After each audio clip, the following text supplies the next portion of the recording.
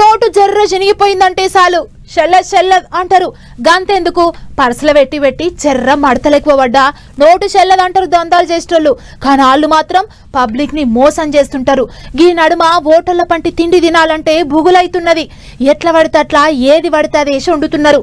అల్లిల్లేమో గాని పట్నం పబ్లికో మీరైతే జర పైలంగుంటుండ్రి. ఎందుకంటే ఇందుకే పట్నంలో వాడకో 4-5 బిర్యానీ సెంటర్లు 4-5 హలీం సెంటర్లు వెలిసినాయి. దందా జోరుగా నడుస్తున్నది. కానీ మరి అందులో అచ్చమైన స్వచ్ఛమైన తునకలు ఎంతమంది వాడుతుండ్రు అనేదే ఇప్పుడు పెద్ద డౌట్.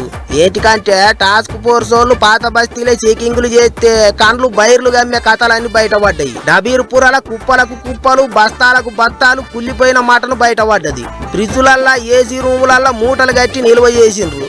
అగ చూడుర్రి ఎన్ని మూటలు ఉన్నాయో. 1 కాదు 2 కాదు 4 నెలల సంధి నిల్వ చేసినరాట ఈ మూటలు. వారిని ఆట కోసినాక ఒక్క రోజు కంటే ఎక్కువ నిల్వ ఉండదు కూర. అసోంటిది 4 నెలల నుంచి మటన్ ఫ్రిడ్జ్లలో పెట్టి నిల్వ చేసినరంటే ఎంత ఘోరం చూడుర్రే. మరిగా కూర అంతా ఏం చేస్తాన్రయ్యా ఏం కథ అని అంటే లగ్గం దావతులకు హోటళ్లకు సప్లై చేస్తున్నారట. వాసన రాకుండా వెనిగర్ కలుపుతున్నారట. పట్నంలో ఉన్న చాలా హోటళ్లలో గిట్ల కుళ్ళిపోయిన మటన్ తోనే బిర్యానీలు తయారు చేస్తున్నారట.